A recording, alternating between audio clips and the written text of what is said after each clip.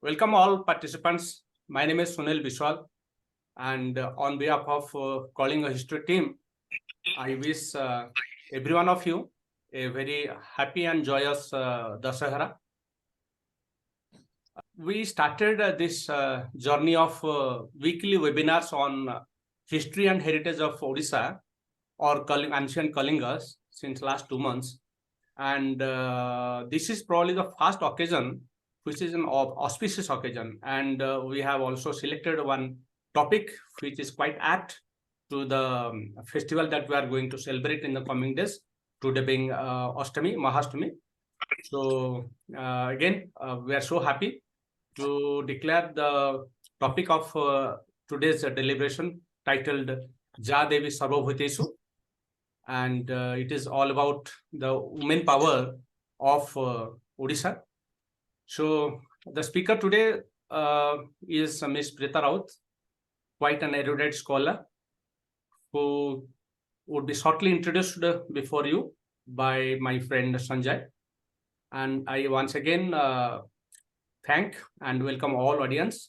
And also I extend my warm welcome to the speaker of the day, Ms.Preeta Rout.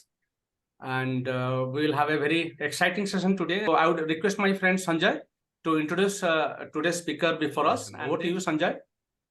Thank you, Sunil. Namaskar, and I welcome all. Today's topic is Jadevi Sarvabhutesu, Nari Shakti, the Odisha Saga. Today's speaker is Mrs. Preeta Rout from USA. Preeta, short for Bhavaprita, named by her father after one of the many names of Goddess Durga. Born and grew up in Bhubaneswar.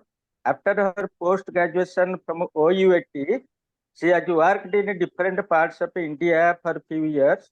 Now she lives in USA and works in the academic field. She is, by sheer interest, an independent researcher of all things related to the socio-cultural heritage of Bharatvarsh with a unique focus on Odisha. She considers herself a lifelong student, a jigyasu, and a satyanyasi in the path of unraveling and spreading various facts and facets about her birthplace and roots. In her journey during the past many years, she has been curating about different not so well known or lesser known facts, especially about Odisha via the social media. She has a paper named Kalinga, What is in a Name, co-authored with Samiranjan Panda for the second international conference of ICICH 2023, where the theme was Kalinga and Southeast Asia, the civilization linkages, and the sub-theme was rewriting Southeast Asian and Kalingan history under the G20 initiatives. She has written articles and blogs on Odisha's cultural heritage. She has presented various talks aimed at Odisha's cultural heritage on different forums to a variety of audiences. In these forums, she has also already presented a talk on Kalinga across miles and millennia, soft power of Kalinga. She teaches Odia language, traditional songs and poems in Odia and Hindi, Sanskrit slokas and stutis to the next generation Odias growing up in the Americas. She sings at various community events and fundraising events. She is also involved with the foundation and non-profit groups working on different aspects of education across the globe, humanitarian issues, senior centers, food banks, local libraries, etc. She has a lifelong interest in books, music, dances, places, cuisine, language, etc. from all across the world and trying to understand the many mysteries of our world and the universe. I welcome Preeta ji to deliver her talk, Ja Devi Sarvabhutesu, Nari Shakti, the Odisha Saga. Preeta ji. Dhanyavad. Thank you, Sanjay Babu. Thank you, Sunil Babu. And thank you, Soumya, for co-hosting. And dhanyavad to everyone who is here to listen to this presentation, despite this very busy time and very auspicious time and precious time of... Sorry to interrupt. Give me just 2 seconds. I'm muting everyone. Then you unmute yourself and then start. so that will not have any intervention.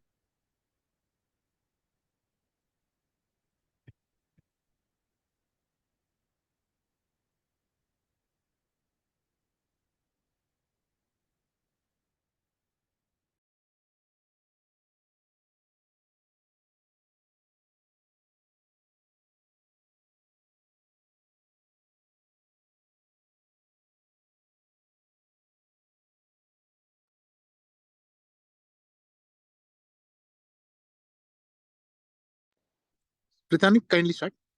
Okay. Thank you, Soumya. So should I start from the beginning or just I should carry on where Yes, from the beginning, please. Okay. So Dhanyawad to Sanjay Babu, to Sunil Babu, to Soumya for hosting and co-hosting this session and for such a beautiful and about me, for introducing me in such a beautiful manner. And today I thank you all. Dhanyawad to everyone who are here. Despite this being a very busy time of the year, such a precious time of the year where you want to spend with your family in this auspicious occasion of Durga Puja, Dashera, Parbana. But I thank you from the bottom of my heart to spend some of your precious time here listening to this. This particular topic, Ja Devi, with the subtopic Ja Devi Sarvabhuteshu. When we say Jadevi Sarvabhuteshu, that means we are invoking the divine feminine, and we are saying that this divine feminine exists in each and every particle of this vast universe, and in each and every Buddha. So in that context, today we are going to talk about the Nari Shakti, the woman power of our own birthplace, Odisha. How Odisha is such a unique place, a region in the entire Indian subcontinent. The entire Indian subcontinent itself has a glorious history of respecting and adoring women as Nari Shakti. But in that bigger context also, Odisha plays a very significant role, and in that we're going to talk about different facets. So we are going to just touch upon many of the facets in Odisha. Since we have a limited time and this is a vast subject, my presentation here is more like I'm trying to curate stuff from all the different aspects. So I might not be going in depth into it. So anything beyond like each topic, maybe we can have further discussions, or if you are interested, you can always go and find out more from the different sources mentioned there, or I can provide different sources also later on. So with that, let me start. This particular words from the Manusmriti, Yatra Naryastu Pujyante, Ramante Tatra Devata. What's more apt than starting our presentation with this, where women are worshipped and revered, the divine beings or the devatas dwell there. And as I said, in the whole context of our Bharatvarsh, our India, this verse is so very apt when it comes to Odisha. And going from the divine verses to our local life, because personally, I feel whatever is manifested in the divinities or in the universe and all, first, we also see the similar examples in our society and in ourselves. So when we look into our own society, into the past or the present, there are certain things you will find very fascinating, which echo the similar sentiments that have been expressed in the different texts and spiritual texts of our country, our civilization. So Duhita, this word itself is a unique word. As Odiyas, you all know, Duhita means a daughter or a girl child. But if we just put that word and make it into just a definition, we're not giving it the apt representation. Duhita is much more than just a daughter or a girl child. And this you find only in Odisha, as the Odia saying, Duhita, Dui Kuloku Hita. That means the daughter or a girl child, she is fortunate or she's auspicious to both the kulas. Now, what are both the kulas? The kula or the clan or the family she is born into? and the kula or the clan, the family, she gets married into. So such a beautiful way of encompassing a girl child's presence in this, in a family or in this world. Duhita, duikula, kuhita. That itself is showing the reverence, the adoration for girls and women throughout our past. And this particular colloquial saying has somehow endured even after even during the dark ages of, we also have a dark ages in our history, but even during that also this particular saying has endured. That means that there is still the reverence and the adoration in most of the Odiya's hearts for a daughter or a girl child. Now moving to an exact contrast of that duhita, duikula, kuhita. In the past few centuries, the perception about Odia women. Now, thing is, if you think about recent memory or past memory, as human beings, our most important memories in our brain are our most recent ones. Like we tend to forget with what good happened a lot, many years before something bad happened.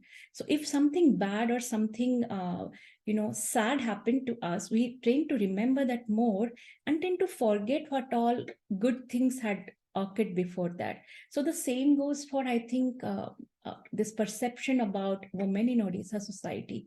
The sad part is in the last few centuries, slowly the way the society had become, because of various factors, like there is no one factor, but because of various factors, the way it became, the perception about a woman in a society became like people thought like Abala or Durbala, like illiterate, uneducated, oppressed, silently suffering, secondary citizens, inconsequential. So we see such depictions, portrayals in literature, in movies, or when you think about women, that type of a picture comes into mind.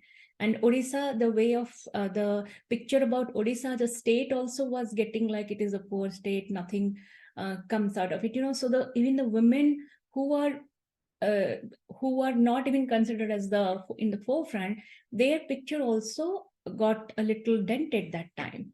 So, and it continued even till after the India's independence for some time. But if you actually go out into the Odisha streets, like the streets of Bhubaneswar or Puri or Jajpur, or some of the places where we still have the ancient temple standing, you'd see a totally different picture on the temple walls. Personally, I always feel our temples are the biggest reflections of the society back then. They are like just not a mirror, but like a book, like a record of the society which was prevalent at that time. So all these temples which were built in, let's say from the 1st century till 15th, 16th centuries, which are still standing, temple sculptures which are remaining, you see the portrayal of women which is completely different. The women there are like, and this had been the norm till almost 15th century. And if you see the different sculptures there, they were celebrated in all their glory. They didn't have any parda or veils, no. They were not treated as inferiors. You see sculptures of women in all different roles and playing different roles and different occupations on these sculptures. They are connoisseur of ornament, styles, hobbies. They are like, basically they are very comfortable with their bodies also. Look at, I just picked a little sculpture here. This lady sitting on a seat with such a regal and such a carefree and such a beautiful pose, where she says that, look, I'm like, she has the power, she has the confidence in herself, which is so different than the picture usually we think about, ladies in veils and everything. Now let's come to, like, I just wanted to give that as an introduction, how our society has been a synthesis of all this, like the good, the not so good, or the sad, and the oppressed type of things. But what caused that, or how, that is not the entire picture. We will see in our future, in our presentation. So going to our first section, I'll again just try to curate everything about the worship of the divine feminine in Odisha's context. So when I say divine feminine, I'm not just saying here goddess, because goddess is like everything, like all different forms of goddesses we worship. So I like this term, like phrasing it as the divine feminine. So, and Odisha as a region is the place where the worship of this divine feminine has been an amalgamation of so many different type of people's faiths, like people who belong to the different tribes or different indigenous clans, to Vedic beliefs, to Puranic beliefs, to Buddha beliefs, Jaina beliefs, and the local Naga clans who inhabited these areas.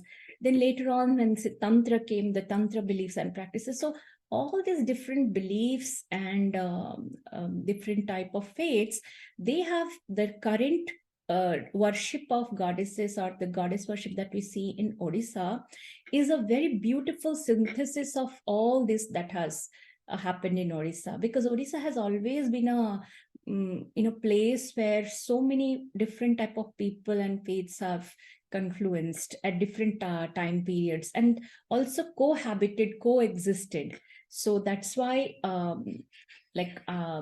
so we will first take the case study of how the worship of the divine feminine has synthesized. So let's start with this Devi Mahatmyam Sattat. So Atulam Tatra Tattejaha Sarvadeva Sharirajam Ekastham Tadabhun Nari Vyapta Loka Trayam Tvisha. So when all the incomparable radiance that was born from all the gods and pervaded the three worlds, that came to one place and took the form of a woman. So, and this form, this divine form, what better way to manifest or like showcase it as but Goddess Durga Durgati Nashini. And if you go to any part of Odisha, and if you find sculptures like in the local temples, or even just alone standing sculptures in the walls or niches of some other temples, you would find the portrayal of Durga in so many different forms, from even most ancient temples till the medieval temples. So there has not been a time period when you didn't find the portrayal of the Devi sculptures in temples or temple walls. And this is again just a compilation of different sculptures found all across Odisha, with different hands of two-handed Durga, or four-handed, eight-handed, 10-handed, 14-handed, with so many different number of hands depicted in different temples. And this particular image is very, very significant. Again, this is the most recent unearthed sculpture of Goddess Durga.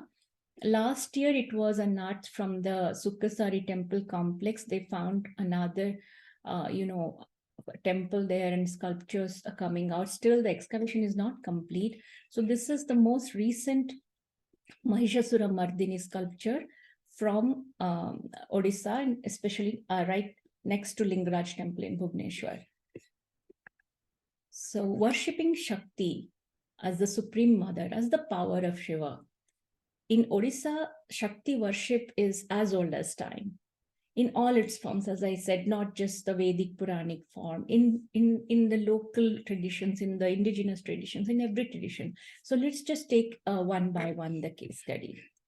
The Shaktas consider femininity as the highest active principle of the universe. Mother goddesses and the supreme goddess, or the Devi, receive supreme adoration. Oddiana has always been home to important seats of Shakti worship, according to various Tantra scriptures. So during the Durga Puja time, in Odisha, as from oldest times itself, Ghatapuja has always been one of the most important aspects. Then we have the Sodasha Dinatmaka Puja, the 16-day puja in the different Shakti Pithas of the goddesses. Then you find the same goddess worship in Puri as the Gosani Yatra. Then in the more recent history of Odisha, since the colonial times, you find the Sarvajanina Durga Puja pandals in different parts of Odisha. And of course, Kali Puja later. That is also one of the most important aspects of Devi Puja. Then Odisha is, as you know, is home to so many different Shakti Pithas. and so many iconic goddess shrines. So goddesses, they might be indigenous, just indigenous local goddesses, and some are like the Vedic Puranic goddesses considered as Shakti.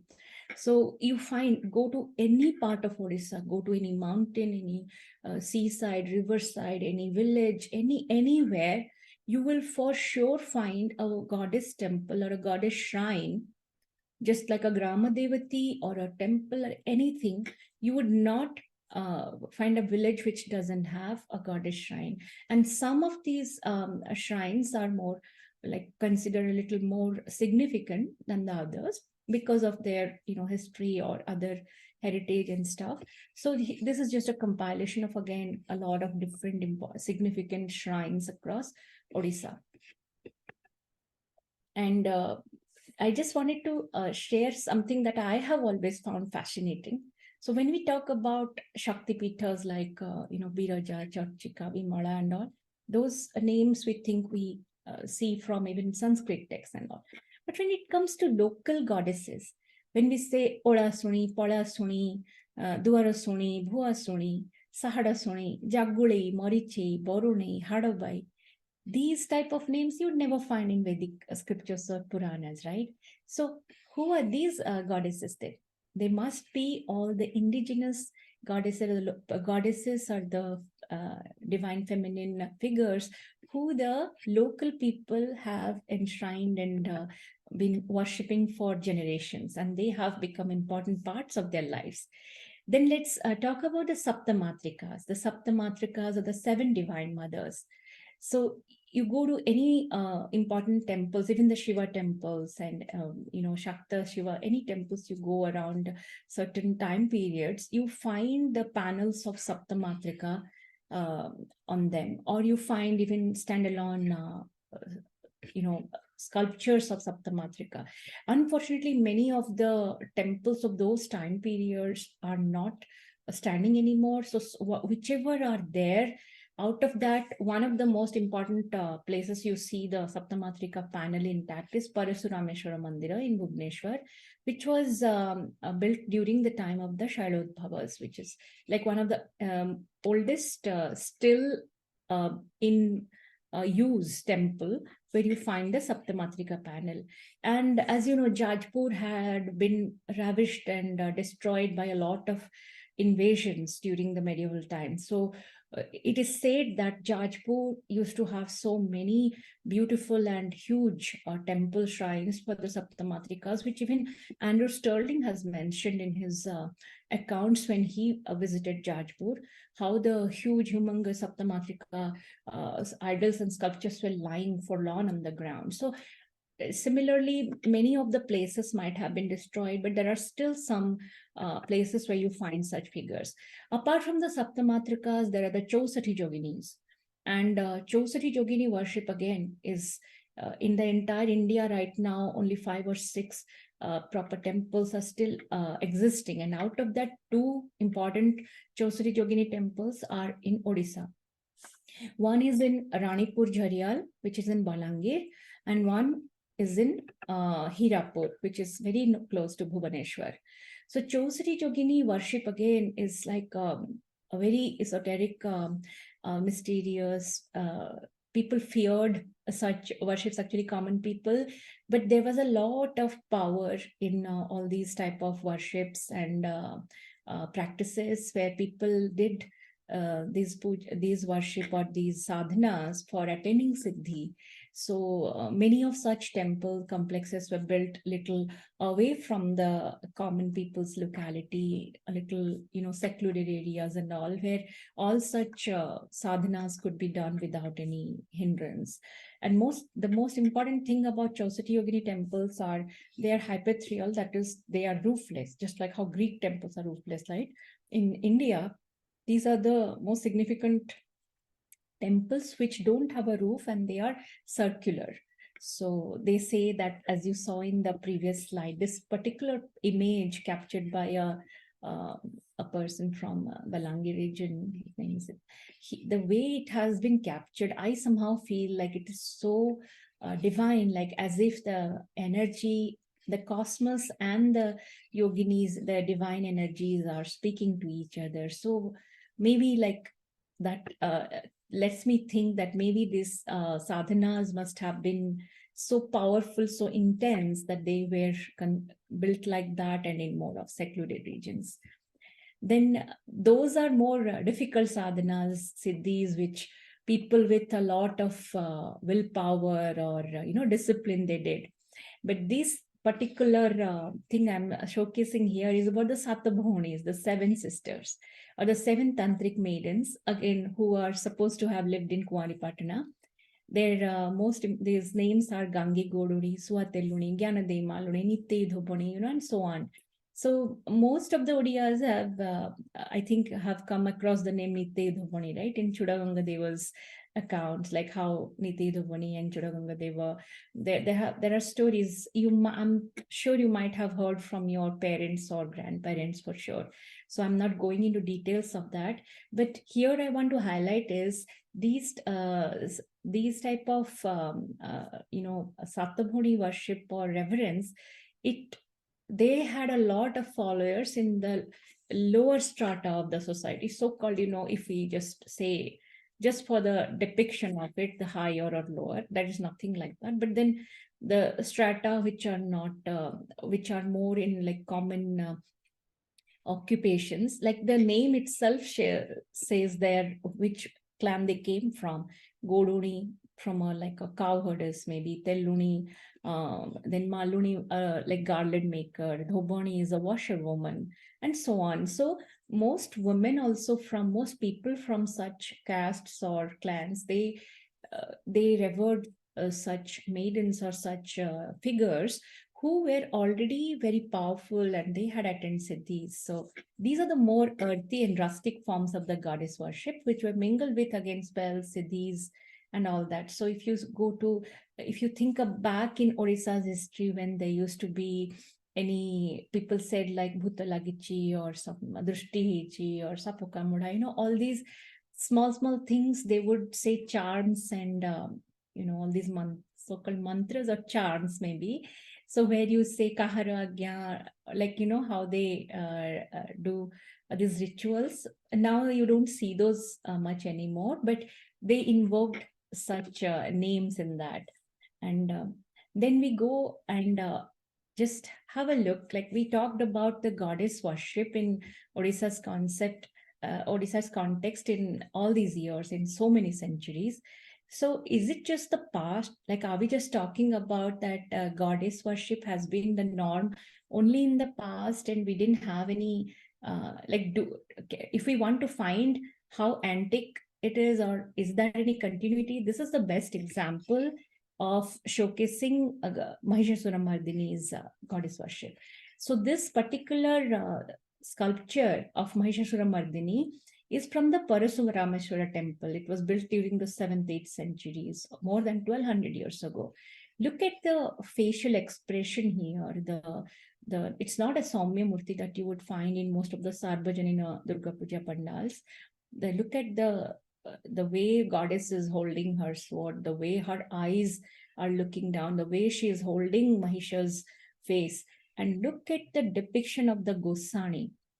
In Gosani Yatra of Puri, the way goddess is depicted while killing Mahishasura, it's exactly almost like a replica of how they had sculptured goddess Durga during the 7th, 8th centuries. So that is a continuity of this.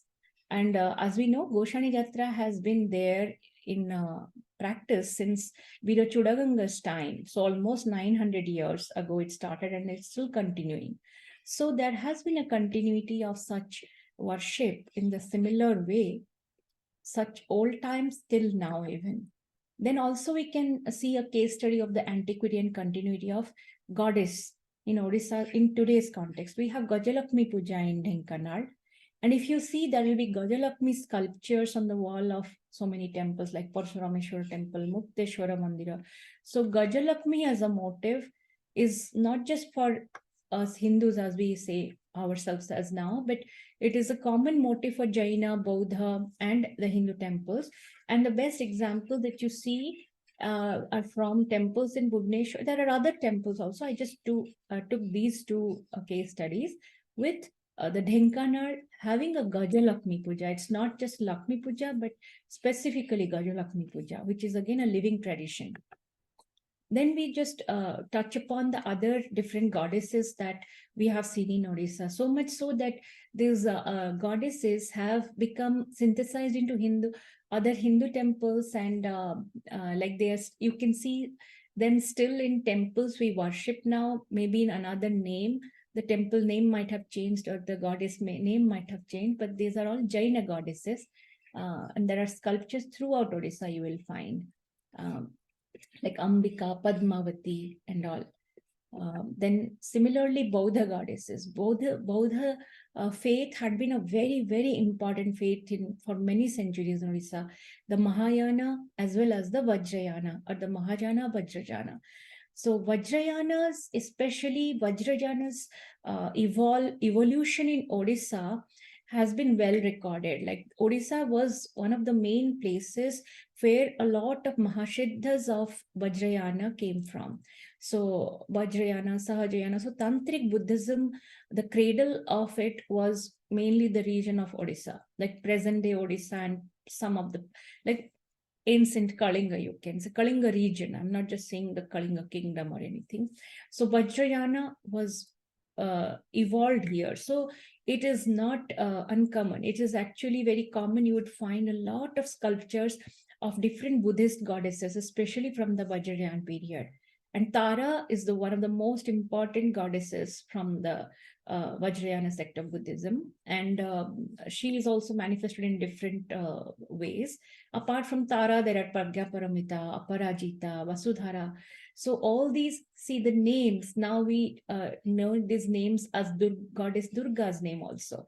So how beautifully it has been, like it's like a cohabitation, like the same name of the goddess in the Buddhist faith, Tara, Aparajita, Pragnya Paramita. Now, in our Shakti beliefs, also the names of goddesses, you would find so many commonalities between them. So that means as if it's like a whole one big family, and in one big family you have like different kids or cousins or uncles and aunts. Like, but then these all different indigenous faiths, they belong to one big family, and they shared a lot of commonalities with each other. So there is a record by Huan San when he visited Odisha, that the people of Odiana made the acquisition of magical formulae their own. Odiana is nothing but Uddiyana, Udra, as mentioned by in older Buddhist scriptures for Odisha. So both Buddhist and Shakti traditions associate Odiana strongly with female divinities. Then if we look at Naga clans, Odisha has been again home to a lot of Nagavanshis or Naga clan people. Even today in Odisha, you will find a Gotra called Nagasya. So Naga people inhabited the entire Indian subcontinent, and in each part they had their own families and like own clans and stuff. So Odisha region also has been home to Nagas for a lot of millennia. So you find traces of worship of the Naga deities in Odisha even now. And one of the most important deities is the goddess Manasa. Even now, you like more of Manasa worship you might find in Bengal now, but in Odisha also you find a lot of temples. I think there is a temple in one of the sasanas near Puri. I'm not sure which one it is, but yeah, you'll find a lot of Manasa, and there are some sculptures also in the museums and all that they have recovered from different sites. And if you see even one of the vestiges of that Naga worship you will see in the goddesses like Mani Nageshwari or Nageshwari, who are more indigenous goddesses. So somehow or the other that has come forward, and we still find such vestiges. Now, logs, stones, and totems. The worship of such things is common to every indigenous group in the entire world. You go to any part of the world, people have been worshipping logs or stones or totems as divine energies of or strength and power, or as divine beings. So same thing in Odisha. Odisha, we have Khambeshwari, Stambeshwari. So Khambeshwari and Stambeshwari you will find more in the western and southern parts of present-day Odisha, the prevalence, and there are different temples and other places where you find still the worship of Khambeshwari. There is a Khambeshwari post near Gandhari, and in Aska there is the temple, in the Khambeshwari temple near Sonpur. So there are so many different, even today you find for Khambeshwari, Stambeshwari worship. Now, when we are talking of goddess worship, how can we not talk about our most favorite deity of Odia people, Jagannath, Sri Jagannath? Now, as you all know, Sri Jagannath's culture, like everything and whatever has happened in Odisha in the past, in the present, and even we hope in the future, everything comes and confluences in Jagannath culture. So be it the Shaiva Tantra, be it the Shakti Tantra, be it the Vaishnava, be it the Jaina, Buddha, indigenous, any faith, they have manifestations and imprints in our Jagannath worship and culture, or Jagannath Sanskriti even now. So according to the Saiva Tantra, Jagannatha is considered as the Kala Bhairava, and goddess Bimala, the Shakti Pitha, which is Shakti Mandira, Ma Bimala's shrine in Jagannath Temple complex. So the goddess Bimala is considered as his Bhairavi, and Sri Jagannath is the Bhairava.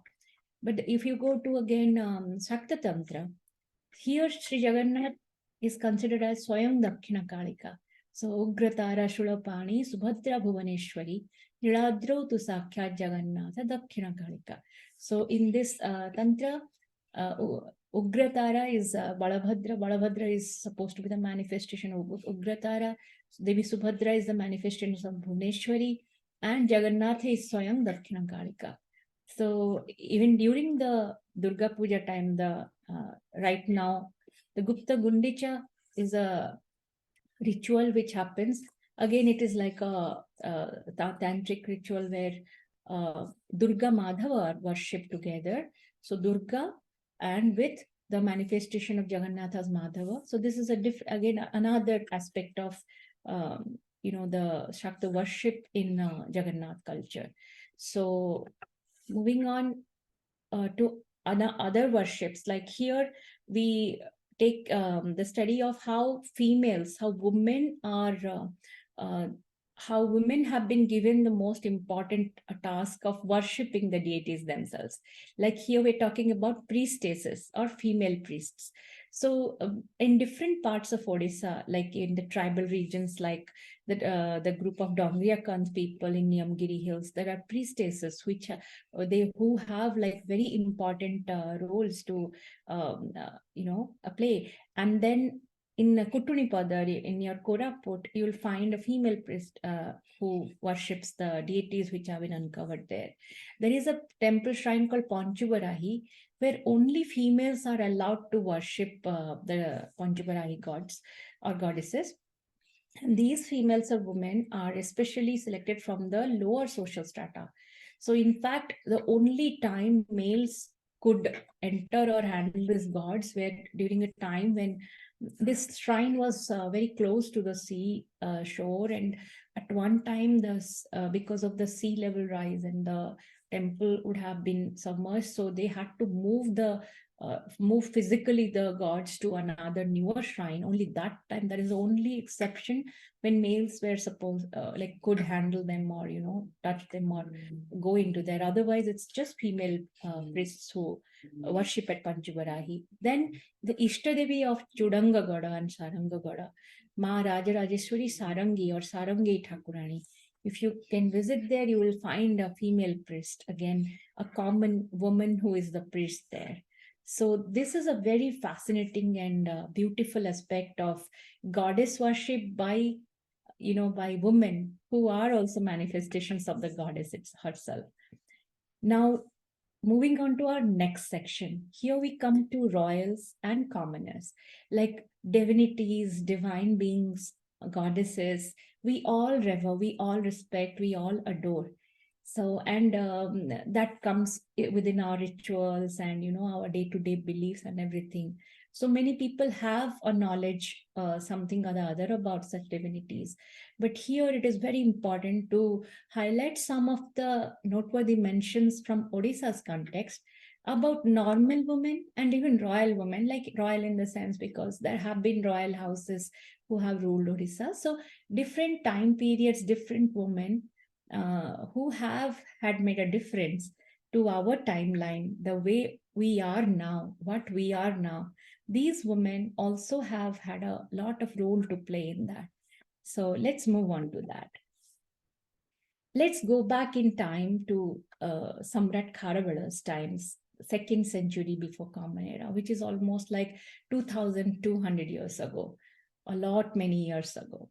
So one of the best example still surviving place from Kharavala's time is the Khandagiri Udayagiri cave, the rocket cave sculptures, which are still preserved in near Bhubaneswar. So if you have had the chance to go there, you might have seen all these sculptures on the walls of the caves. And if you didn't have a chance to observe them minutely, let's just take 4 case studies from there. So in these particular panels, I have carefully chosen. These are not just about the royal queens of Karavala. Here, the day-to-day scenes have been depicted. Like there is one panel where there is an armed fight or an armed duel between a man and a woman. That is like a hand-to-hand combat, not just like they're far away seated on horses or elephants or or something like that. This is a hand-to-hand duel and combat happening between a man and a woman in 2nd century before Common Era. That means this would have been the norm even before their times, which they have depicted here. Similarly, here you see another panel where they are showing capturing and taming an elephant. So when they capture and train and tame an elephant, in the group you see there are both men as well as women. Women are also in the forefront, right next to the elephant. So fierce, brave women, strong women, confident women, and women who are not scared of anything. So now in another panel, you see a woman Mahat or Mahunta who is seated on an elephant, where there is a archer or a warrior who is also seated alongside the Mahunta and fighting. So the lady is actually maneuvering the war elephant, where the warrior is fighting. Now, imagine these are not like just royal, these are normal common women who had the choice of doing what they wanted or what they were best at. So there was no distinction that a woman can do only this or cannot do that, or a man can only do this and not do that. So I personally feel, looking at all this, that was a society where it might not have been like men, women, or like only such chores are supposed to be done by men or such chores by women. Or so I think at that period of time, it might be that they had a choice to explore whatever they wanted or they were best at. If the society was not that open, you might not be seeing these type of sculptures depicted there. Now, in another sculpture, you see this is a royal, party where Karavala is worshipping the Jina with his wife, the principal queen, Vajraghara. She was mentioned in one of the inscriptions there that she made additions to the Manchapuri caves there. So this queen of Karavala is supposed to have aided him in even administrative decisions. And so the queen was right alongside the king where he needed help or advice. So that means the king also gave importance to his queen and not just consider her as an ornament or just like a addition to, or like a beautiful face to his like his harem. No, here the queen had equal and or very important significant role to play. So that society, you see royals, commoners, everyone there, the women were so empowered, and so they had a choice to do anything. So next, let's go fast forward to a few more years, and we look at case studies of princesses who were from the Buddhist faith. The Karavala was a Jaina, and here we talk about Buddhist faith. The first case study is Hemamala. I will not go into details because we have already spoken last time also. Hemamala was a princess of Kalinga who was entrusted with the Danta Asti of Buddha, Gautam Buddha, which had been worshipped in Kalinga's Dantapura since the time of King Brahmadatta for many centuries.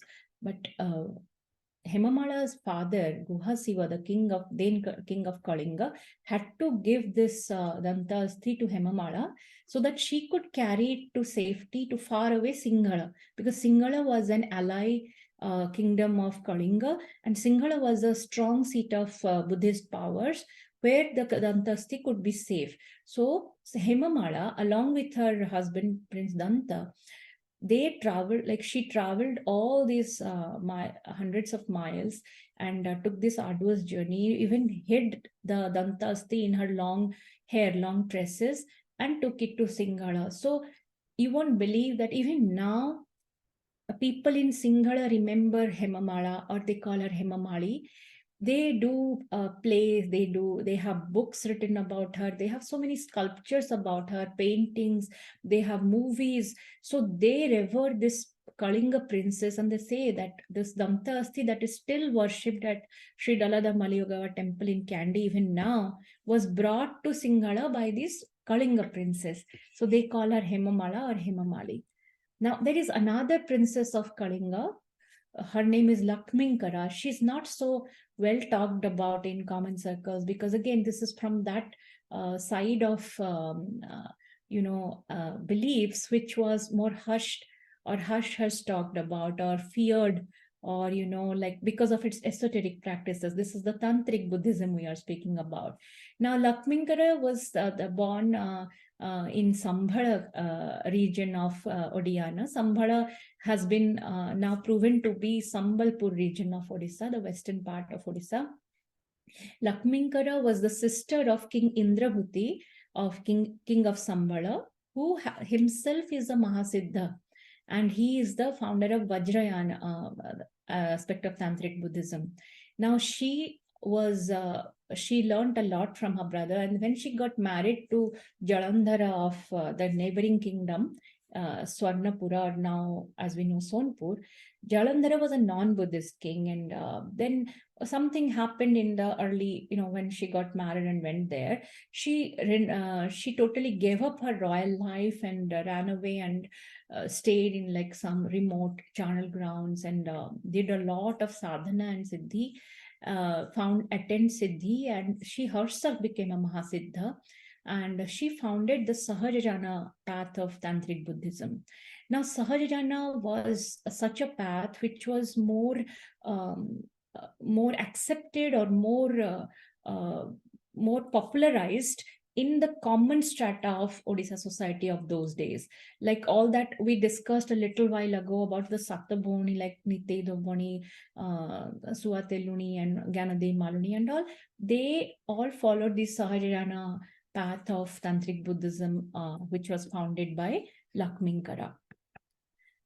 Now let's move on, fast forward again to the time period between 8th and 10th centuries or 11th centuries, the time when the Bhaumakaras, the clan of Bhaumakaras ruled parts of Odisha. And this clan, this royal house of Bhaumakara is very significant in our Odisha history, being like some of the most important rulers were queens. So, and out of all those names, this name stands alone, like it shines brilliantly. She is none other than Tribhuvana Mahadevi Prathama, or Queen Tribhuvana Mahadevi I. This legendary queen is the fabled Rania, who has been mentioned by historians and geographers from ancient Persia of those days. Example, Ibn Khordad Bey.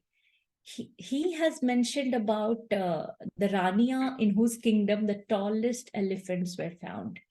Now, what is significant about Tribhuvan Mahadevi? Is it just the elephants, or is it just because she's a Rani or a queen. No, she's a queen who commanded a standing army of 300,000 soldiers, that is 3 lakh soldiers. And among these soldiers, there were even women who were part of her army. So in her kingdom, the women were well educated, equally empowered, with even a choice to engage in military affairs. And her reign, that period, it restored economic and socio-cultural stability.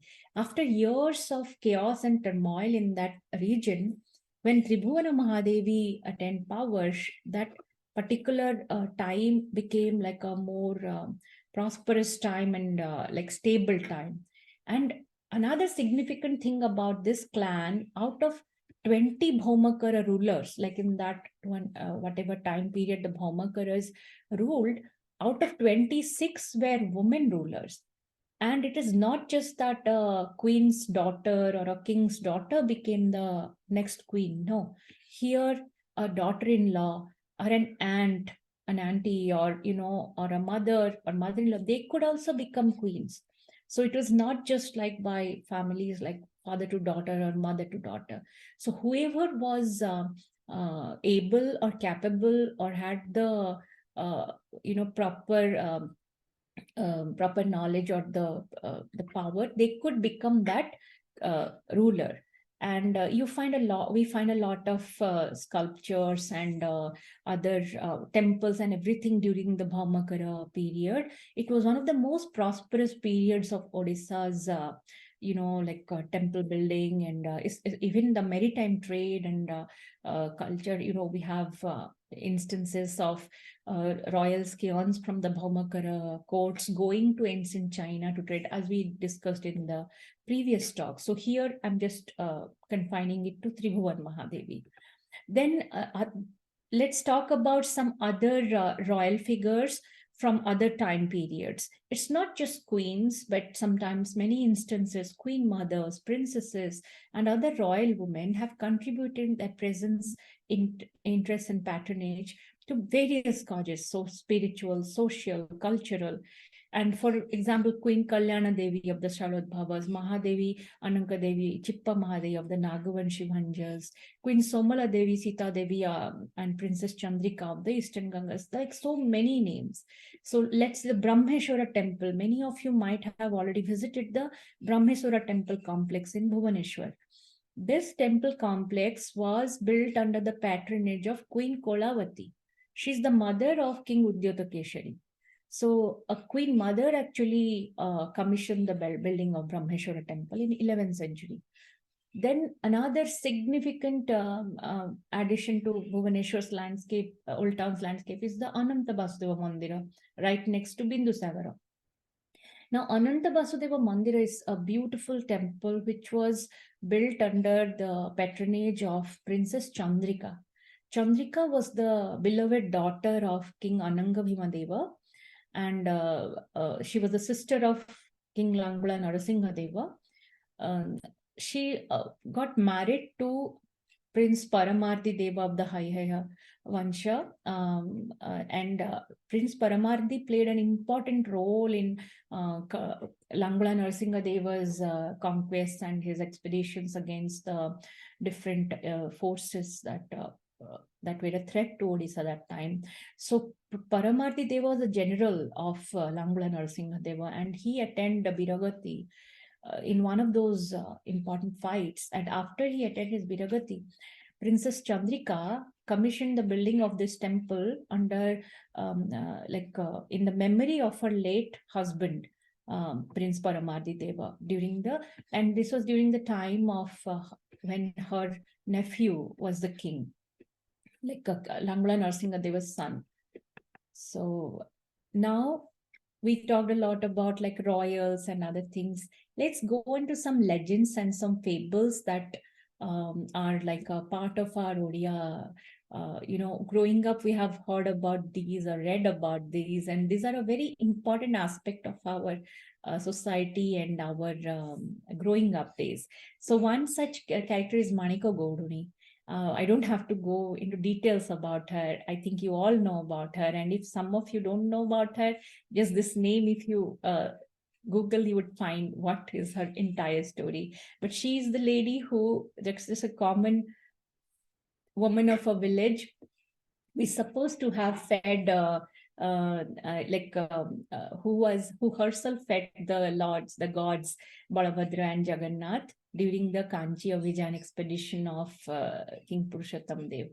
Then another fable is there about the god himself, the Jagannath himself going and listening to a girl who was Maluni, who was singing the Gita Govinda of Jayadev, Sri Jayadev. And the story goes that Jagannath goes and listens, and his clothes are torn because of the thorns in the brinjal plants. And later when the Gajapati finds out and he's worried what happened, Jagannath himself tells the Gajapati that I went and I was listening to the song by this girl who was singing so beautifully. So after that, it seems the Gita Govinda was added to Sri Jagannath's part of the ritual in the temple. This is a very unique case study we would talk about. Not many people know about this story, this legend.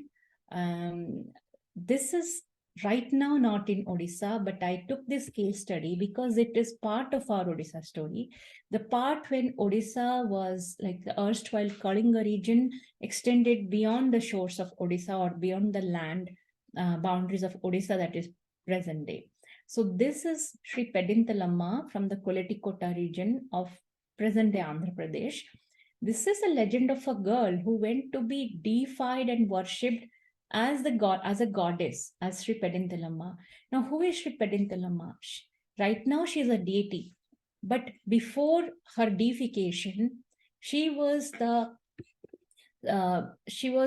daughter of the local chief. Local chief in the sense Amba Deva Rai was in charge of the Koletikota fort under the Langulya Gajapati or Langulya Gajapati Raju, as the people now in Koleru talk about. So it is none other than Langulya Narasimhadeva, because that is the only Langulya Raja, like, Langula prefix added to any Raja in Odisha. So he had built different forts around the kingdom, and there each fort had their own chief. So they were in charge of the protection and the, like the maintenance of their kingdom and the protection of the borders and everything. So this Koletikota fort was armed by Amba Deva Rai, who was the commander and in charge. It was a Jaladurga, that Koletikota fort. And this particular chief had a daughter called Perantalu or Perantakanamma. Now, there was a time when there was impending attack by some Muslim forces, and during that time, the army of the Gajapati could not have reached in time to Ambadeva Rai. So the story goes, like, because it was hundreds of miles away from Cuttack, like the Gajapati's place. So this king, the chief at that time, he with his only select few warriors, they were defending and against a huge army of the Sultanate or the Islamic forces who were standing across the lake or the away from the Jaladurga. Now here they didn't. They thought, let's do something and protect our Durga or our people.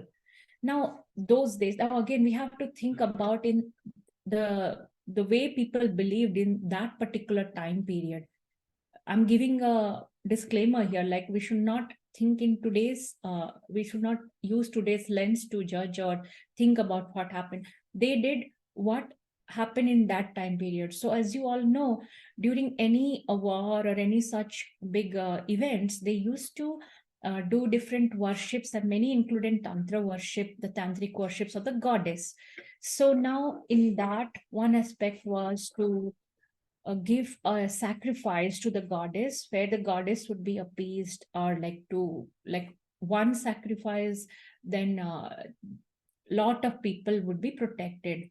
So now in this case, the girl, the daughter of the chief, she was like she gave her own life, and such bravery, such courage. Like we think about courage and bravery when people go and fight in a, like, when there is a war going on or there is a conflict going on, soldiers charging and all that adrenaline. During that, people do a lot of acts of bravery or courage. We always talk about that. But this here is an act of bravery which is so unique and rare that it doesn't usually have a lot of parallels, in other regions, or thing like, yeah, one example is something like that happened in Rajasthan also, like couple of times, when a daughter of a chief, she gave up her life instead of the father and the other clans fighting over her, who wanted to marry her. So such things are like here, Perantalo or Peranta Kannamma gave up her life in protection of her entire people and her, fort. Now you wouldn't like consider it as a luck, chance, or real miracle. When that the worship had happened, the rituals had happened. After that, it is said that there was a like a inundation of the army of the Muslim invaders who were standing. They were washed away by the flood that came on the lake. So their fort was, the people were protected. I just went a little in detail because that's not a very well-known fact. And that's why I just went into a little more detail about that. Now we talk about some brave and pragmatic women from royal clans down the line in other centuries, more recent times like the 17th, 18th centuries and 19th centuries. You might all have heard about Rani Sukhadevi of Banki, who herself went and fought when the time was to fight, because of there was the king of Khurda who had attacked Banki for her, and he wanted to take her away from Banki. He was so enamored by the queen of Banki, but when her husband also had attained Virabhati, she herself went and fought with her army. When the army was thinking that they are going to surrender, she didn't let them surrender, and she fought, and they won the war against Khurda. And when the king of Khurda was brought to her as a prisoner, rather than putting the king on trial or giving some imprisonment, she was so pragmatic. She thought about the future. She thought, if I kill the king or imprison, then they will again take revenge, maybe not now, maybe later, and my common praja will suffer. So rather than just take the immediate action of just putting that person to death or whatever, punishment, she pardoned the king of Khurda. So what happened was, thankfully, a lot of further conflicts were were prevented, so that common people didn't suffer because of such a conflict between the royals. Then there was also the instance of Rani Sita Devi of Kaptipada in more recent, again, that 17th, 18th century time periods, who also led her own army against a rebellious army who is attacking them. So these are brave queens who led their armies and won an almost lost battle. Now we come to more recent times, in the last 200 years time. This is a tale of a Rani Surjamani Pattamahade of Puri, the current Gajapatis of Puri, from that house. So she is a woman who shows how already that time Parda had come into royal families. Like royal ladies could not be on the forefront. Unfortunately, whatever things had changed in the society, they were in Parda. They couldn't lead from the forefront, but they could lead from the background. So when time came, and her son was not of age, and her husband had passed, she actually took over the matters of administration, and she took care of the kingdom for a lot many years. And during her queen mothership, the very significant thing in the Jagannath Temple happened when the British administration wanted to take over the Jagannath Temple administration, and Queen Surjamani actually went and fought a long legal battle against the British administration. in which her lawyer was none other than Utkala Gaurava Madhusudan Das. And the queen won the legal case, and the administration stayed with them, not went to the British. So when she was like a young girl, she was so brave, and she had learned everything. She had learned Shastra and the Shastra, as they say. She was adept in everything. So there is a story when they were coming from her parents' house to Puri, when she was supposed to get married to the Prince of Puri. In the night, they were halting near the river bank, and in the camp, everyone was sleeping, but she was somehow awake, and she saw a huge magara, a crocodile, like walking like towards the camp, because the camps were right next to the river. It was a huge crocodile which could have gobbled up, like it's a man-eating crocodile. It could have gobbled up some of her, party from her family. So she went and barehandedly, like with a sword, she killed that crocodile. That strength, like otherwise imagine in that particular period in Odisha, already a woman is considered as a abala durbala. Anyone else would have been screaming her lungs off, but she there goes and kills like a huge crocodile without being scared, and that too in the night. So that shows her already she's like a strong girl, and that she was a very pragmatic administrator. She lived to quite an old age. She actually passed in the early 20th century, and she actually even administered the kingdom for her grandchild also, because her son was sent for like he was not there, and then her grandson was supposed to be the king, and she also managed till he came of age. So Rani Sujamani's pragmatism is like stuff of legends. She even opened they took this decision during Nanka Durbhikya that the entire Mahaprasad service should be free to everyone, like to all the people who were coming to Puri for getting the prasad for free, so that people would have food during the Durbhikya period. Now let's move on to festivals, rituals, and miscellaneous practices. These are the reflections that is in our society, our beliefs, and the way of thinking from our day-to-day life. So that gets strongly ingrained into a society and the psyche of the people. So let's just take some case examples like that. We already discussed about the word duhita and the saying duhita duikula duhita.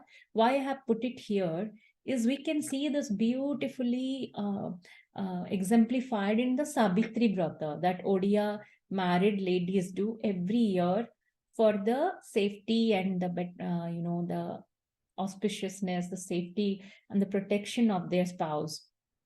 But what does Sabitri Vrata signify? Is it just for praying for that? The story itself, as you all know, it's about Sabitri. When she had to ask the boon to God Jama, she actually asked the first boon for her father, for her parents-in-law, like a father-in-law, mother-in-law, let them get back their eyesight and get back their kingdom. That was the first boon.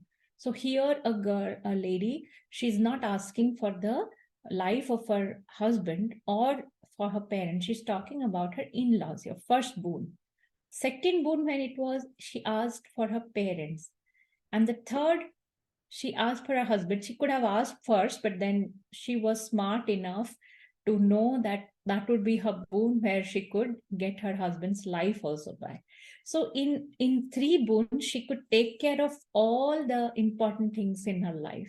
And she took care of both the kulas. She need not have asked about her parents after she got married, but she took care of that also. So that is the epitome of woman empowerment, where there is choices. Now, when I say choices, Sabitri herself, she had the choice to choose her husband. And when she chose Satyavan and her parents were not keen on it, she said, no, I'm going to marry Satyavan. So she knew her mind. She knew what to do in most adverse situations. So this in itself is such a beautiful brata that Odia women have been doing for generations altogether. I'm not saying only Odisha, but in Odisha, this is a very important brata that is done. It is also followed in some other parts of India. But here I wanted to showcase the Duhita Dui Kula Kuhita with Sabitri Brother. Then I think this line is not unknown to you, all right? It is everyone in Odisha would have known about Dehi Pada Pallava Mudaram. So such lines, such thoughts in a society when slowly the society was getting to be more male-centric, where men were given little more importance or significance, and women, like in that time of the society, I'm telling, when women were considered as little lower to the men in the society or the household. Here, the poet thinking or writing this thoughts even is like not, people can't even think that somebody can write that or can dare to write something like that. So here what Krishna says is, when he's asking Sri Radha's forgiveness, he's asking her to put her lotus-like feet on his head and asking forgiveness. So this type of a line you don't find in any other literature. It is from Jayadeva's Gita Govinda, and it is said that Jayadeva himself was also so scandalized by the thought, like, should I write? How can I write this? No, it cannot happen. So the legend goes that Krishna himself, Jagannath himself, came and wrote those lines and went. So like as if like a message to the society, yeah, this happens. Even the God bows down in front of the woman, the feminine, the divine feminine, Sri Radha here. So there is no big or small here. There is equal in a, or you don't have to have the ego or things in a relationship, something like that. Now, another festival I chose, you might be wondering why Prathamashtami. This is not a girl-centered festival. But why did I choose this Prathamashtami? To show that in Odisha, how women have been, revered or treasured. Prathamashtami is a celebration, again, very specific to Odisha, where the firstborn is celebrated. And this firstborn need not be only a boy, it can be a girl too. So irrespective of being a boy or a girl, or a male child or a female child, the firstborn is celebrated.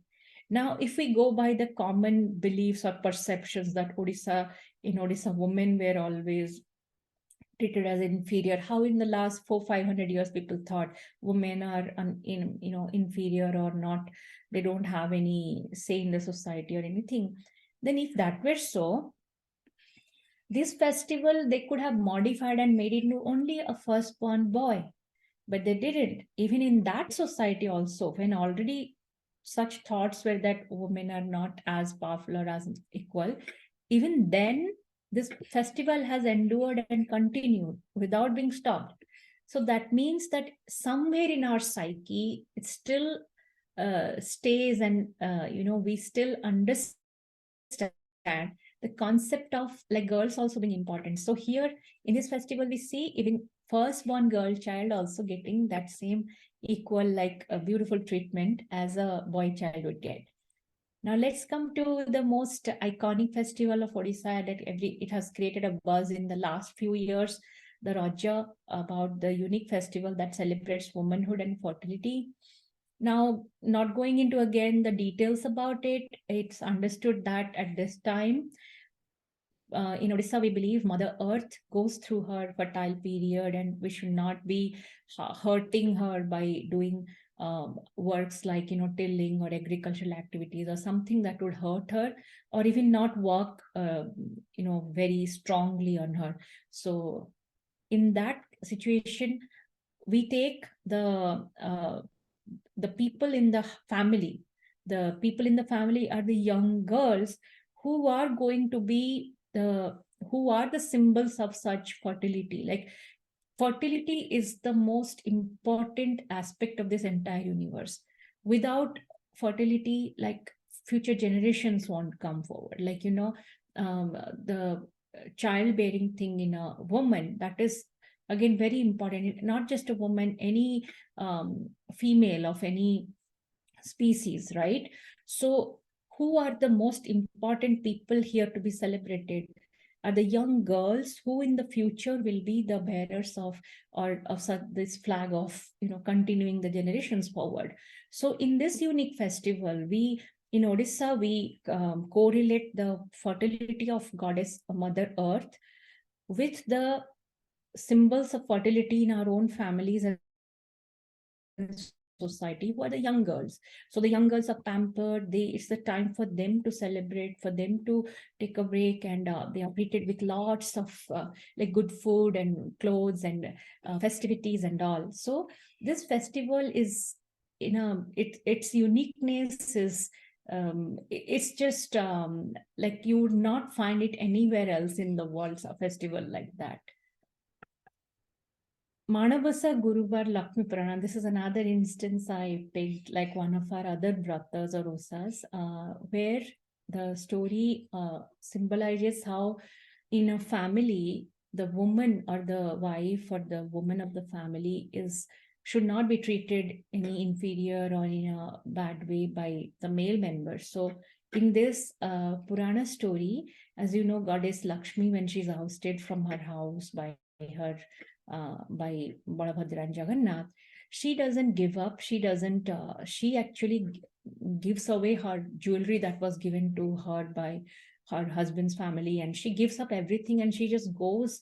She doesn't go to her father's house also. She goes on and makes her own standing in her own way, and she proves that like she can independently survive, and she shows a path to all the women that you need not be dependent on anyone, not your father, brothers, husband's family, anybody. Whatever is your capability, your strength, you can build upon that and make a life for yourself and be independent.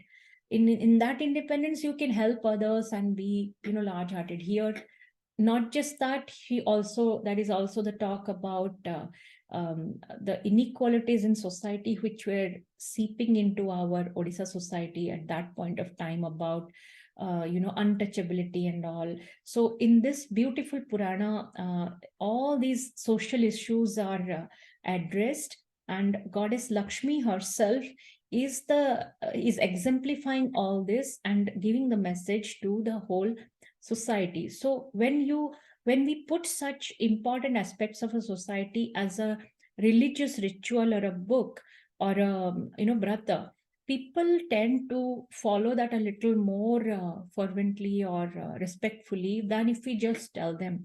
So our ancestors actually put such beautiful things about our society, which was starting to see all these challenges back then in a form of a beautiful brata. And what better to add Jagannath and Lakshmi to the equation in that.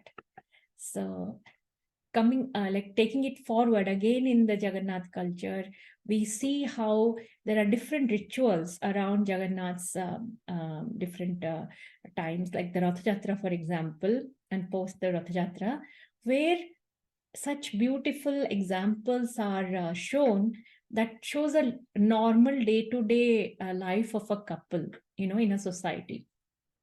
For example, in the Rath Yatra time, there is Hera Panchami, where that the story goes in Hera Panchami how Goddess Lakshmi gets angry because her husband told her 5 days ago that I'm just going with my siblings.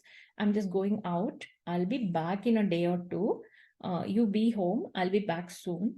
But he goes and he doesn't come back even for 4-5 days, and he forgets about her, doesn't even think about her.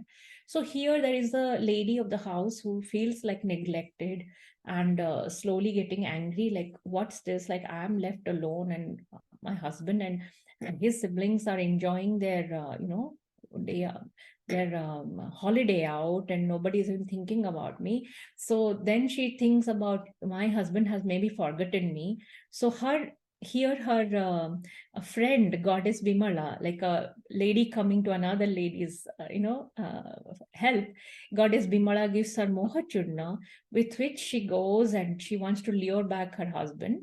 But then still there is no such result. So while coming back in anger, she tries to break off the chariot of her husband. So that shows her anger, that, I'm picked on you. Something like any normal human would do, right? But when she does that, she also feels maybe guilty about it, or I don't know what, what exactly goes in her mind. So the way she went to meet him with all pomp and ceremony with baja and everything, while coming back, she doesn't do that. She quietly comes in a different by lane, very quietly back to the temple after breaking off. So that is an example of how a normal couple would behave, like a husband and wife. The same thing when Jagannath finally comes back to the temple after the Rath Yatra. Till then, Mahalakshmi is angry that, like all these days he didn't come back. So I'm not going to let Jagannath or his siblings back into our house. So Mahalakshmi closes the main door of the temple and doesn't let the siblings inside. So here what happens is usually what happens in a household. So there is a like a conflict, like a vachanika, which happens, a conversation or an argument in poetic form, which happens between the husband and the wife, which is enacted by the respective servitors, where Lakshmi abuses with words her husband, errant husband, and Jagannath tries to pacify his angry wife, but she's not pacified so easily. But both of them do some word exchanges, but finally Jagannath takes the help of Rasagulla, the sweet, the what Mahalakshmi loves the most, the beloved sweet of her, the Rasagulla, and presents it to her when their quarrel ends.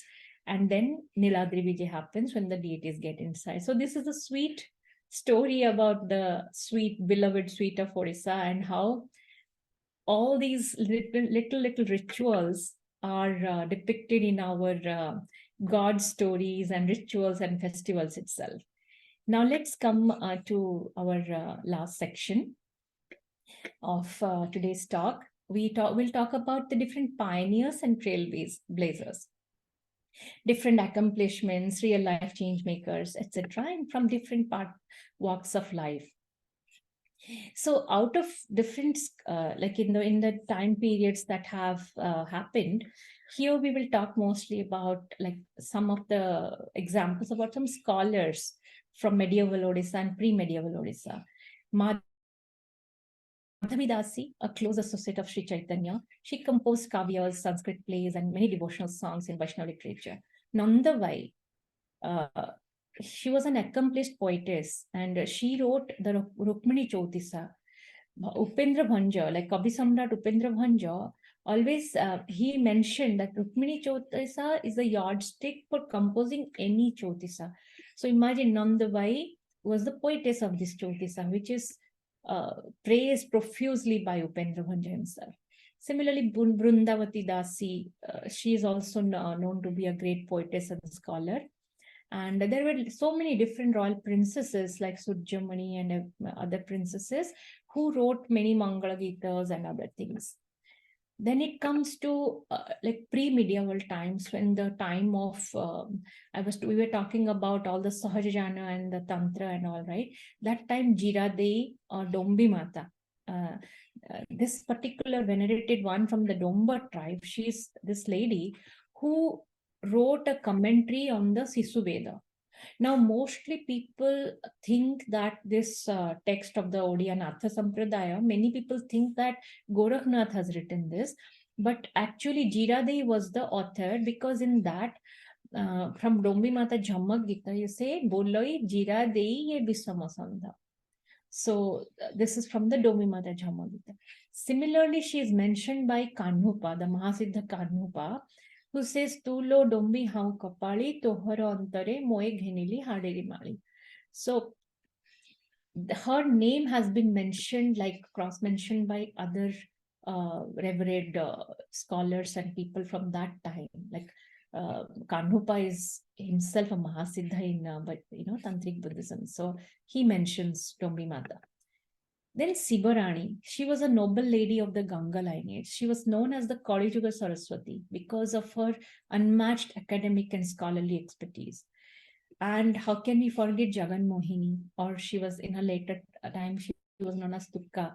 Jagan Mohini is the princess who got married off to Krishna Dev Rai, daughter of like Jagat Mohini was the daughter of Gajapati Pratap Deva.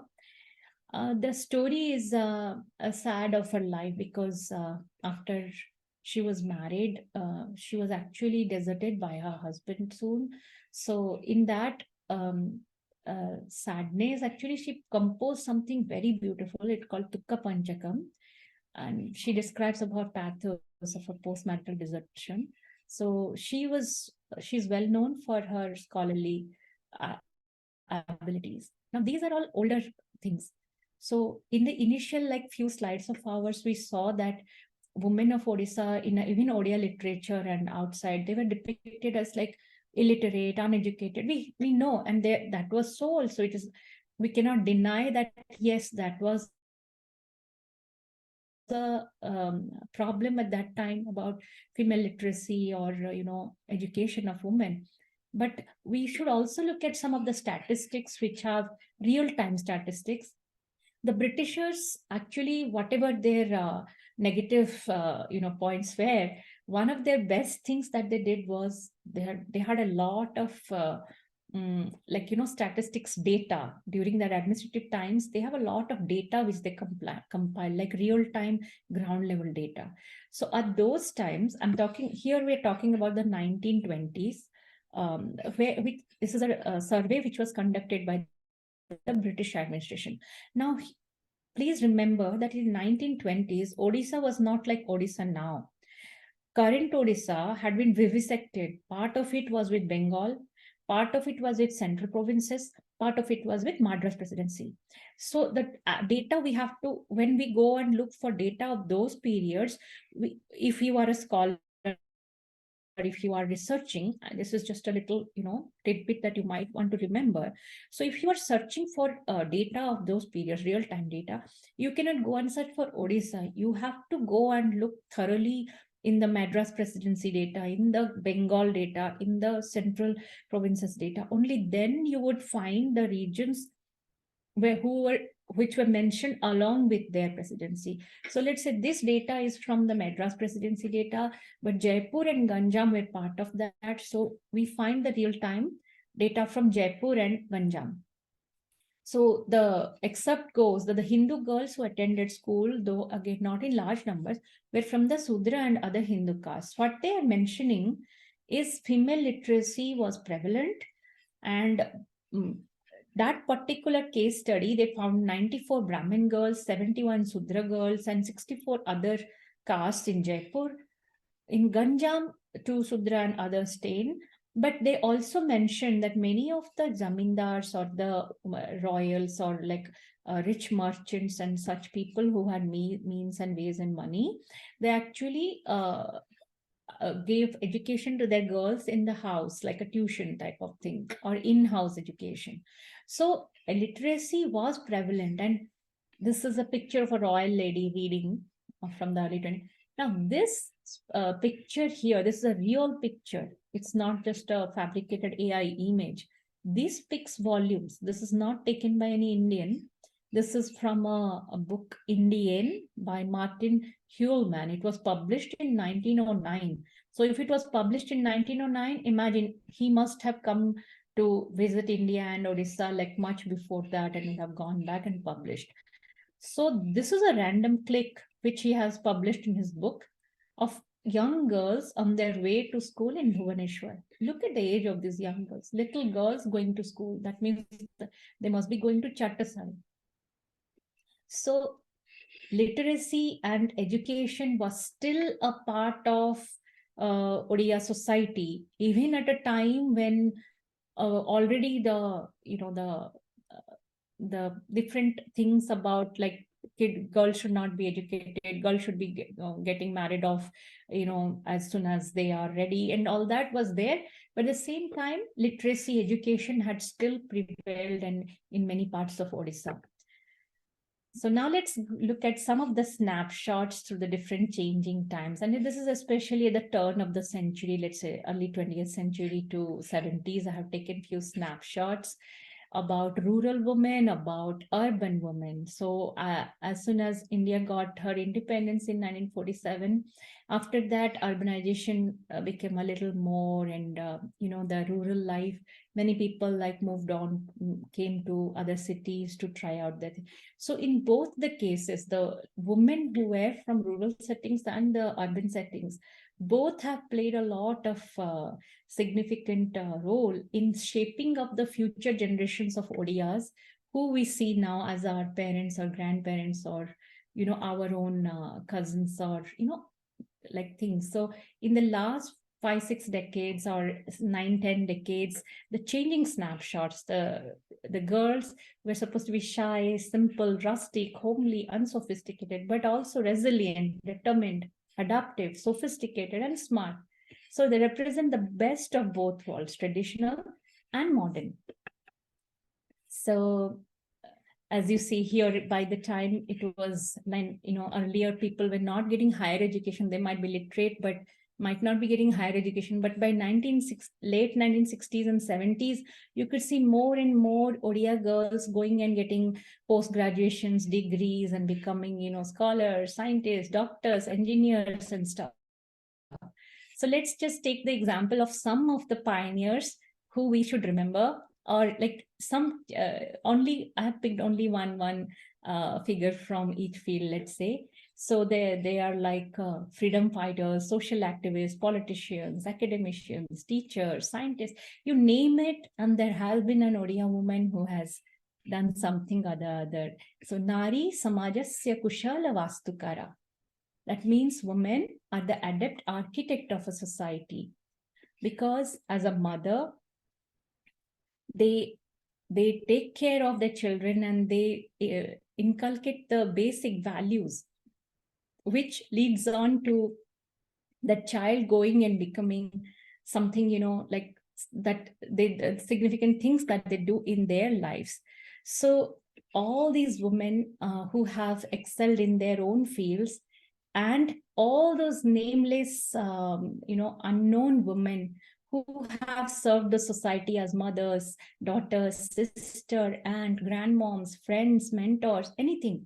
And let's not forget our mother, like Utkala Janani, and our motherland, Bharat Ma or Ma Bharati. So all these mother figures and the women figures in our society who have contributed to what we are right now. Our life as we see it now is a result of all these wonderful women who have come before.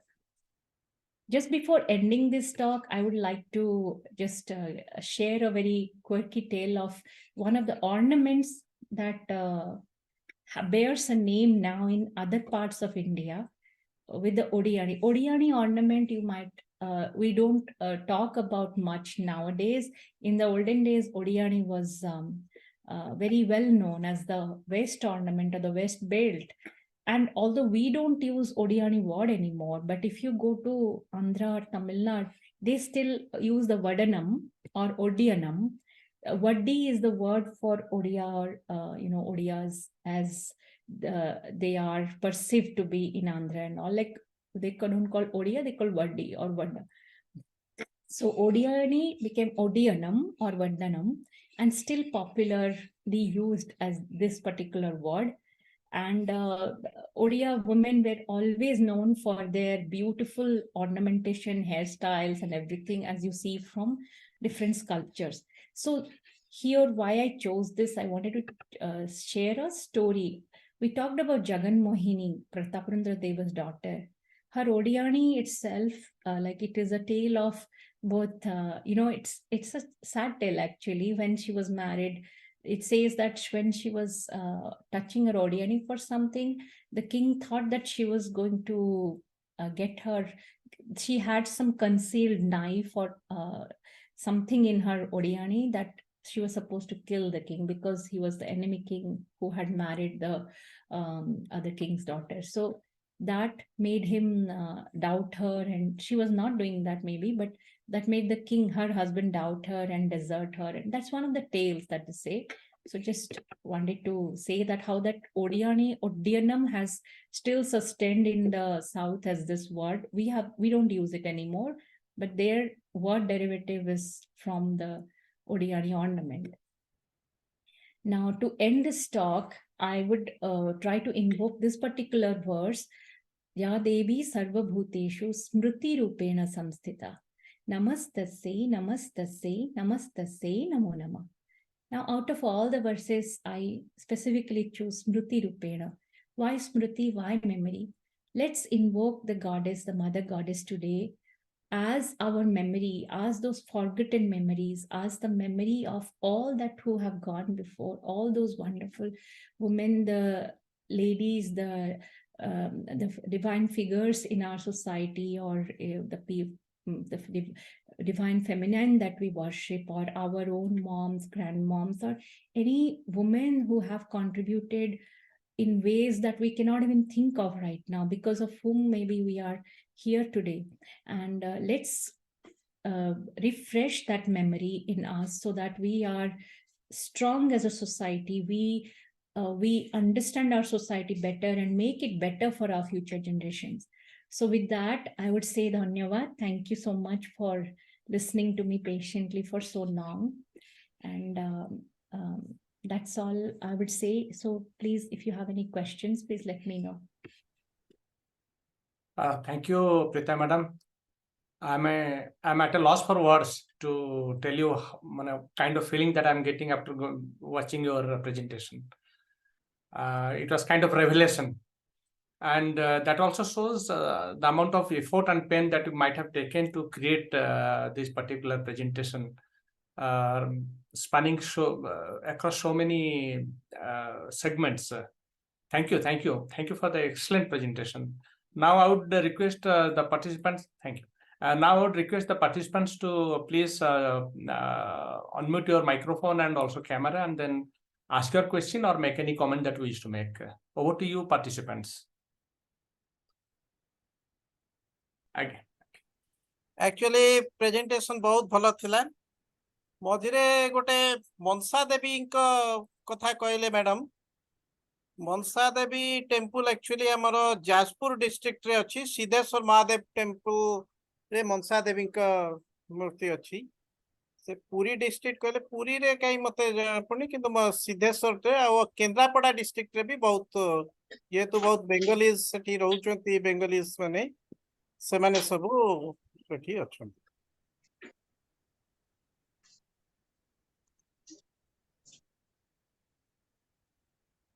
Thanks, Preeta Madam. Thanks for your well researched presentation. The way you talked from ancient times, goddesses like the 64 Yoginis, saptamatrika worship, 7 sisters or the Sata worship, goddess Buddhism and Jainism to goddess Bimla and Lord Jagannath, supported by rare photographs, was really marvelous. The way you talked regarding the role of Odia women in different fields since Kharavala's times was very, very scintillating. You mentioned of Lakshmi Kara, Queen Tribhuvana Mahadevi of Bhaumakara. You mentioned that 6 out of 20 Bhaumakara rulers were queens, such as Queen Dandi Mahadevi, Prithvi Mahadevi, Gauri Mahadevi, Bakula Mahadevi, Dharma Mahadevi, was really very interesting. And to brave warrior queens like Rani Sukadevi of Banki, Sita Devi of Kaptipada, to the 19th century Queen Surjamani Patta Mahadevi was really very interesting. Your information regarding our fairs, festivals and fasts like Savitri, Prathmashtami, Raja Parva, Manavasa Guruvar, Panchami, as the epitome of women empowerment through the ages is really marvelous. We had not thought of that the talk would be so interesting. So very, very thank you. Actually, I feel so happy that we have conducted this talk, that also at a juncture like Dasahara. this could be the most comprehensive compilation of anything and everything that Odia women have either achieved or given places in history. I'm so happy. Thank you, Preeta Madam, once again. I mean, words are not sufficient to thank you. I don't know how much time you have devoted to create this content, but again, really great. I think I believe I believe the time is already 8:20, and I don't think any more comments should be coming from any of our participants. So this is kind of last call to our participants. If you wish to make any comment or ask any question, kindly unmute your microphone and also switch on your camera and make the point, or else we would be closing this meeting. The presentation is complete in all respects. Beautiful. That is all respects. Beautiful, actually. To the last point, like Preeta Madam, আমরা unmute করন্তু. as you see, Okay. they mentioned of the scholars like Madhavi Das, Nandabai, Durgavati Dasi, Dobdi, Mati, Sibarani. Really marvelous presentation. Yeah, बहुत धन्यवाद आपण समस्तंको actually एते माने बहुत जिंस अछि कथा पय स्पेशली हमर जो शाक्त आउ इंडिजिनस की बोध विभिन्न देवी मानक विषय रे भी बहुत किछि अछि किंतु मु कोनस विषय रे किछि कहिलिनी खाली जे टच करी दे कि गले जदी ए प्रेजेंटेशन र ता तळे बहुत जिंस रे सोर्स भी दिया हेछि बहुत जिंस रे मु कहार सोर्स टेछि कोन करि सेडा भी मेंशन अछि जो माने फ्यूचर रे यूट्यूब टाको देखिबे धन्य से माने किछि जानिबा को चाहिबे से जगह रे से सोर्स चाहिए कि ना भी अधिक देखि परिबे एक्चुअली प्रीता मैडम आपनकर प्रेजेंटेशन सेटा बहुत बड़ पॉजिटिव एस्पेक्ट होची जे आपन जो स्लाइड गुडा के यूज करचंती प्रथम कथा होची जे आपन ड्यू क्रेडिट दोचंती आर्ट वर्क जे करचंती से ड्यू क्रेडिट दोचंती तापरे सब तक सोर्स मेंशन करचंती ता माने for some serious researcher this could be a point they can take off and then further build their research. This is a very good thing actually.